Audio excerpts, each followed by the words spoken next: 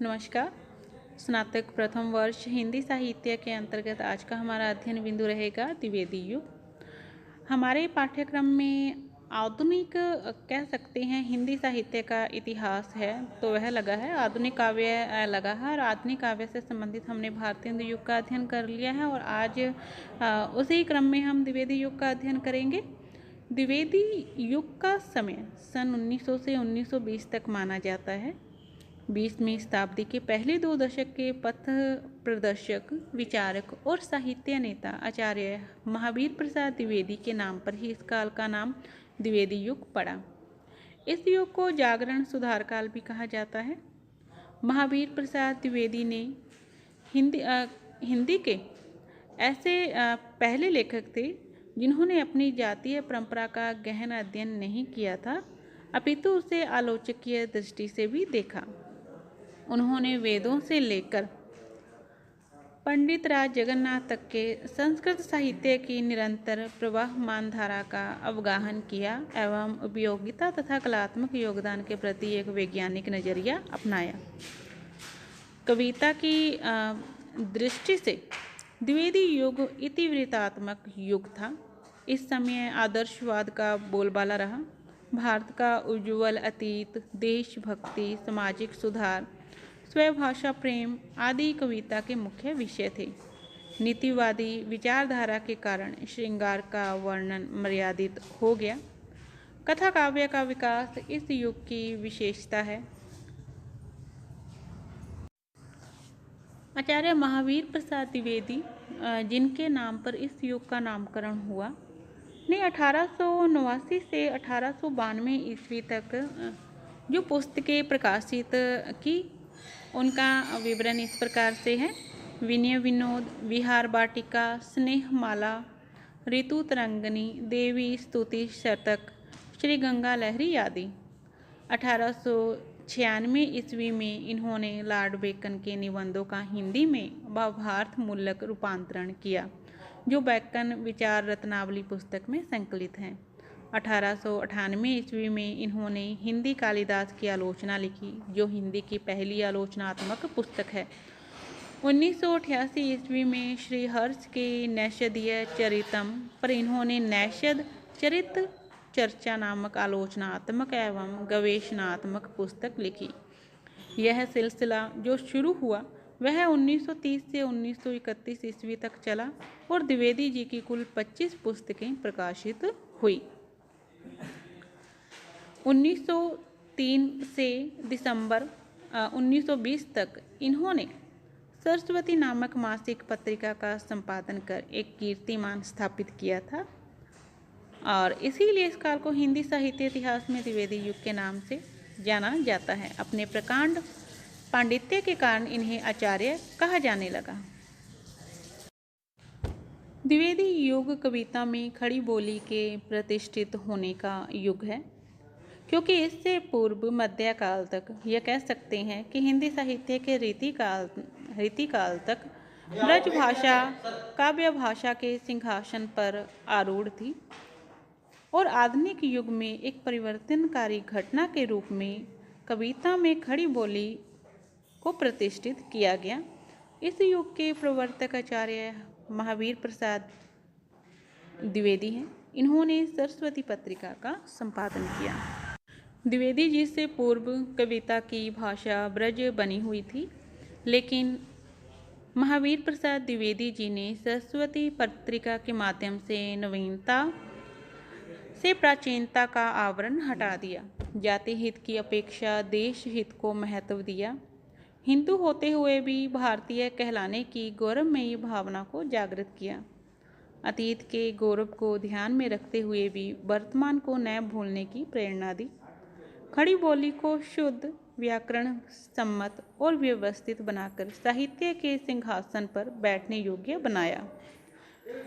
अब वह ब्रजभाषा रानी की युवराज्ञी न रहकर स्वयं साहित्यिक जगत की साम्राज्ञी बन गई।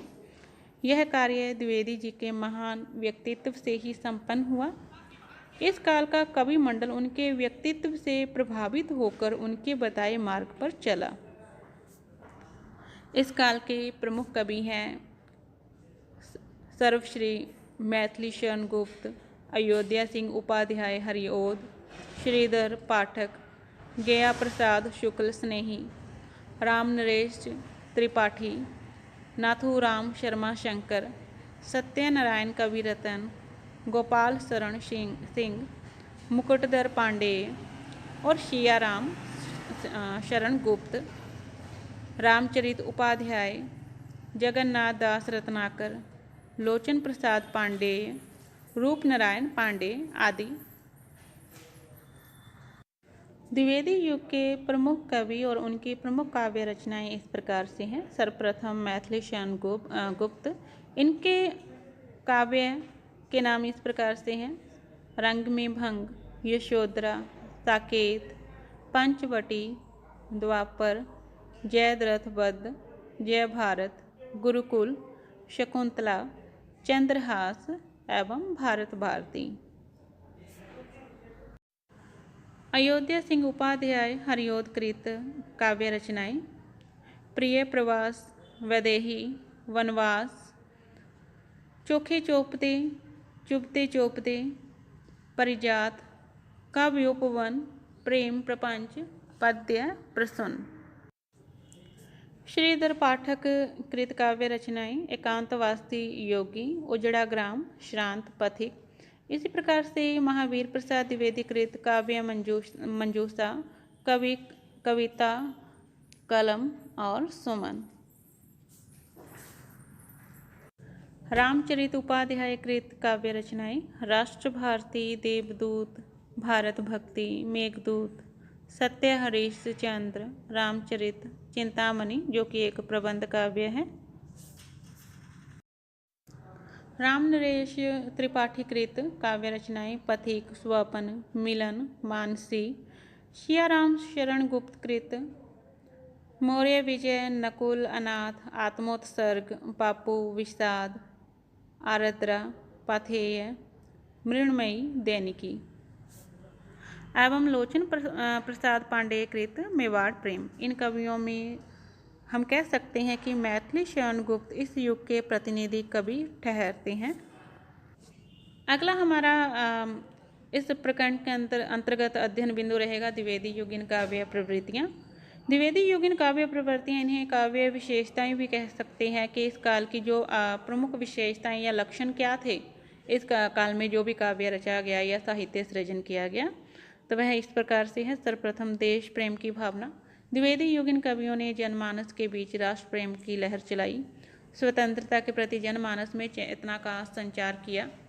इस युग के रचनाकारों का राष्ट्र प्रेम भारतेंदु युग की भांति सामयिक रुदन से नहीं जुड़ा है, बल्कि समस्याओं के कारणों पर विचार करने के साथ साथ उनके लिए समाधान ढूंढने तक जुड़ा है। उदाहरणार्थ, हम क्या थे, क्या हो गए और क्या होंगे अभी, आओ मिलकर विचारें ये समस्याएं सभी। यह युग कारणों की जड़ तक जाने के पश्चात उत्सर्ग और बलिदान के माध्यम से अपनी खोई हुई अस्मिता को प्राप्त करने के लिए प्रेरणा का माध्यम भी रहा। यथा देशभक्त वीरों, मरने से कभी न डरना होगा, प्राणों का बलिदान देश की बेदी पर करना होगा। इसी प्रकार से गया प्रसाद शुक्ल स्नेही की कविताओं में भी देशभक्ति की लहर दिखाई देती है। उदाहरणार्थ, जिसको न निज गौरव तथा न निज देश का अभिमान, वह नर नहीं, नर पशु निरा और मृतक समान है। मैथिली शरण गुप्त की रचना भारत भारती में राष्ट्र प्रेम से संबंधित कविताओं के लिखने के कारण अंग्रेजी सरकार ने इनकी इस कृति को जब्त कर लिया था। द्वितीय है जो इस युग की प्रवृत्ति रही, सामाजिक समस्याओं का चित्रण। यह युग सुधारवादी युग भी कहलाता है। इस युग के कवियों ने सामाजिक समस्याओं यथा दहेज प्रथा, नारी उत्पीड़न, छुआछूत, बाल विवाह आदि को अपनी कविता का विषय बनाया। प्रताप नारायण मिश्र नारी के वैधव्य जीवन और बाल विधवाओं की तरुण अवस्था को देखकर रो पड़ते हैं। कौन करेजा नहीं कसकत, सुनी विपत्ति बाल विधवन की। नारी की दयनीय दशा का चित्रण मैथिली शरण गुप्त जी करते हुए कहते हैं: अबला जीवन हाय तुम्हारी यही कहानी, आंचल में है दूध और आंखों में पानी। द्विवेदी युग काव्य धारा ने उपेक्षित नारियों को अपने काव्य में स्थान दिया। यशोधरा के माध्यम से गौतम बुद्ध की पत्नी का, साकेत के माध्यम से उर्मिला का, विष्णुप्रिया के माध्यम से चैतन्य महाप्रभु की पत्नी का उत्सर्ग भाग योजित किया गया है, प्रस्तुत किया गया है। यथा उदाहरणार्थ, सखी वे मुझसे कहकर जाते, प्रियतम के प्राणों को पल में स्वयं सुसज्जित करके भेज देती रण में, छत्र धर्म के नाते सखी वे मुझसे कह के जाते। अयोध्या सिंह उपाध्याय हरिओद ने विदेही वनवास और प्रिय प्रवास के माध्यम से नारी उपेक्षाओं को उठाने की कोशिश की है, या कह सकते हैं इतिहास के झरोखे में पुनः हमें झांकने को मजबूर कर दिया है। और जो महान व्यक्तित्व जिन नारियों के थे उनको पुनः अपने काव्य रचना के माध्यम से उनका उद्धार किया है। कह सकते हैं कि इस काल में सामाजिक समस्याएं, चाहे समाज की करुण अवस्था का चित्रण हो, चाहे उपेक्षिता नारियों का चित्रण करना हो, बाल विधवाओं की, और कह सकते हैं नारी का वैधव्य हो, चाहे देश प्रेम हो, आदि से संबंधित समस्याओं का इन्होंने यथातथ्य वर्णन किया है। हमारा अगला बिंदु है नैतिकता एवं आदर्शवाद। द्विवेदी युगीन काव्य आदर्शवादी एवं नीतिपरक है। आचार्य महावीर प्रसाद द्विवेदी नैतिकता एवं आदर्श के प्रबल पक्षधर थे।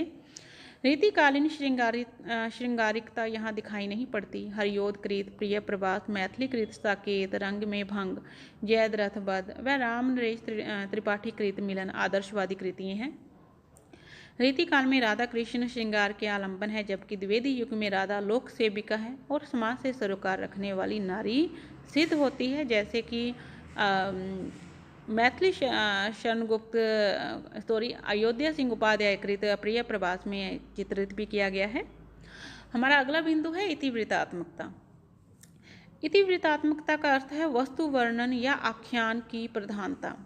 आदर्शवाद तथा बौद्धिकता की प्रधानता के कारण द्विवेदी युग के कवियों ने वर्णन प्रधान इतिवृत्तात्मकता को अपनाया है। इतिवृत्तात्मकता के कारण इस युग में इतिवृत्त अर्थात कथा पर अधिक बल दिया जाने लगा और प्रबंधात्मक रचनाएं अधिक लिखी जाने लगी। मैथिली शरणगुप्त की रचनाएं साकेत, जयद्रथवध, पंचवटी, यशोधरा, द्वापर आदि प्रबंध काव्य हैं। इसी प्रकार अयोध्या सिंह उपाध्याय हरिओद की रचनाएं प्रिय प्रवास, वैदेही वनवास में इतिवृत्तात्मकता की प्रधानता है। काव्य रूप। द्विवेदी युग में लगभग सभी काव्य रूपों का प्रयोग हुआ है, चाहे वह मुक्तक हो, प्रबंध हो, खंड काव्य हो आदि। हिंदी के अनेक श्रेष्ठ खंड काव्य इसी युग में लिखे गए। द्विवेदी युग में सभी कवि मुक्तक रचना की ओर प्रवृत्त हुए। छोटे छोटे विषयों को लेकर स्वतंत्र पद्यों की रचना हुई। जयशंकर प्रसाद हरिओद ने समस्या पूर्तियों के रूप में भी अनेक सुंदर मुक्तक लिखे हैं। रत्नाकर जी ने उद्धव शतक की रचना की। छायावाद में जो प्रगीतों का प्रणयन हुआ उसकी शुरुआत इसी युग में हुई थी। द्वितीय है भाषा। इस युग में आकर भाषा का परिवर्तन हुआ, या कह सकते हैं कि आधुनिक काल में भारतेंदु युग में गद्य का प्रारंभ हुआ था और खड़ी बोली को अपनाया गया था, लेकिन पद्य की जो भाषा थी वह ब्रज भाषा ही रही थी। परंतु द्विवेदी युग में काव्य की मुख्य भाषा खड़ी बोली हो गई। इस युग के कवियों ने खड़ी बोली में काव्य उपयुक्तता के संदेह को दूर कर दिया कि ब्रज भाषा के अतिरिक्त भी अन्य किसी भाषा में काव्य रचना हो सकती है। जयद्रथ वध की प्रसिद्धि ने ब्रज भाषा के मोह का वध कर दिया। भारत भारती की लोकप्रियता खड़ी बोली की विजय भारती सिद्ध हुई। आचार्य महावीर प्रसाद द्विवेदी के अनुसार इस युग की भाषा सुबोध, शुद्ध और रसानुरूप है। छंद। इस युग में छंदों में भी विविधता स्पष्ट दिखाई देती है। इस युग के कवि दोहा, कविता, सवैया तक ही सीमित नहीं रहे, बल्कि उन्होंने रोला, छप्य, कुंडलिया, सार, गीतिका, हरि गीतिका, लावणी, वीर आदि छंद भी प्रयुक्त किए। मैथिली शरण गुप्त, अयोध्या सिंह उपाध्याय हरिओद, जयशंकर प्रसाद ने छंदों के प्रयोग में अपना अद्भुत कौशल परिचय दिया। आचार्य महावीर प्रसाद द्विवेदी ने छंदों के विशेषीकरण का परामर्श दिया था। निष्कर्ष रूप में हम कह सकते हैं कि इस युग के कवियों ने हिंदी काव्य को श्रृंगारिकता से राष्ट्रीयता, रूढ़िवादिता से स्वच्छंदता और जड़ता से प्रगति की ओर ले जाने में अपना महत्वपूर्ण योगदान दिया। द्विवेदी युगीन चेतना, राष्ट्रीय प्रेम, सामाजिक चेतना, भक्ति, प्रकृति और भाषा सभी स्तरों पर प्रखर दिखाई देते हैं इस युग के कवि। यहाँ राष्ट्रभक्ति राजभक्ति के आवरण में लिपटी नहीं है, न ही इस युग के रचनाकारों ने काव्य विषय के रूप में विदेशी सत्ता को कहीं वरीयता दी। नवजागरण परक चेतना से आविर्भूत राष्ट्रीय प्रेम भारत के गौरवपूर्ण अतीत से जुड़ा है, जो वर्तमान की पराधीनता को छिन भिन करने के लिए अतीत को भारतीय संस्कृति के जीवन या कह सकते हैं जीवंत मूल्यों से प्रेरणा लेने की कोशिश में जुटा हुआ है। इस प्रकार से आज के इस वीडियो में हमने द्विवेदी युग का अध्ययन किया। द्विवेदी युग का नामकरण कैसे हुआ, इसकी समयावधि क्या थी, इस काल के प्रमुख कवि और उनकी प्रमुख रचनाएं और इस काल की प्रमुख प्रवृत्तियों का आज के इस वीडियो में अध्ययन किया। आज की वीडियो यहीं पे समाप्त होती है। धन्यवाद।